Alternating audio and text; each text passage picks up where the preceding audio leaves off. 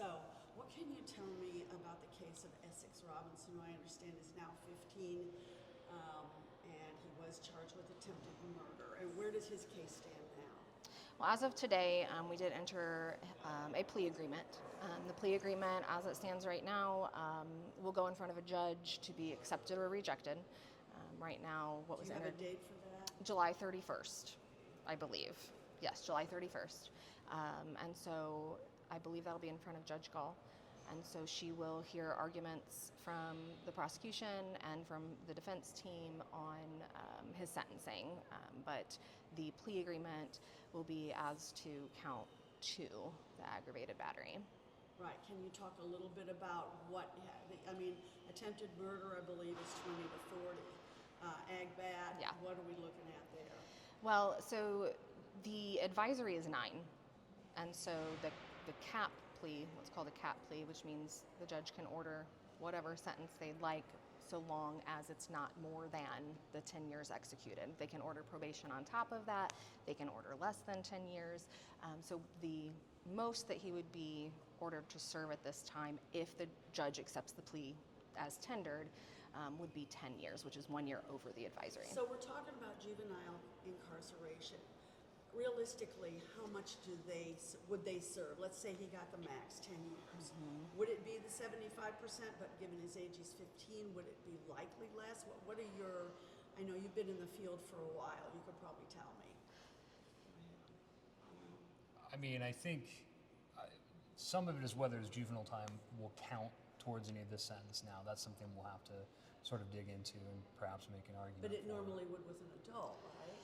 Depending on the charge. Depending on the charge, and also whether or not he's serving on something else, being held on something else, right? So if he was an adult and he was held on an adult probation violation, right, and he was serving time on something else, he couldn't double dip the time.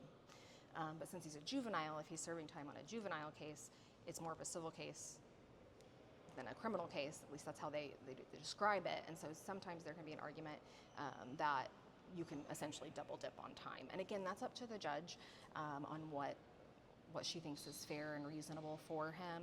He is 15. He will still be 15 at the time of sentencing. He was 14 at the time of the incident.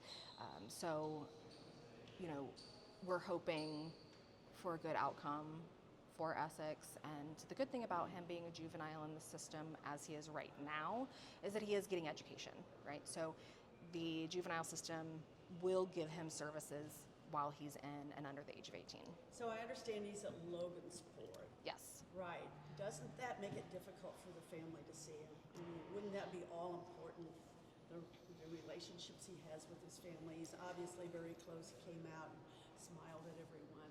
What are you seeing there? Yeah, so Logansport is a drive, and not only is it hard for the family, it's hard for the attorneys as well, so that we can discuss his case with him, discuss sentencing with him, what that sentencing memorandum looks like, and dig into his history and kind of what got him to where he is today. So it can be challenging for us as attorneys, and especially challenging for mom, grandma, auntie, who are very close to him, and then of course his younger siblings. I mean, it's a 2-hour drive, and just trying to set up the visits alone can be a hassle. Anything else you want to say about the case?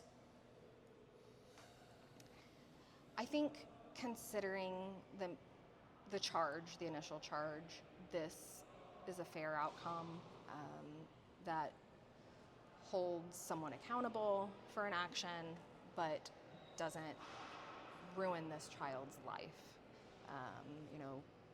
Their brains aren't fully developed. They're not capable of making conscious, non-compulsive decisions just by biology. So to send a 15-year-old to prison for 30, 40 years, to me would be unjust. Thanks so much. Appreciate Yeah, it. you're welcome. Megan Close and Andrew Shear. Yes, yes, Thank you. yes.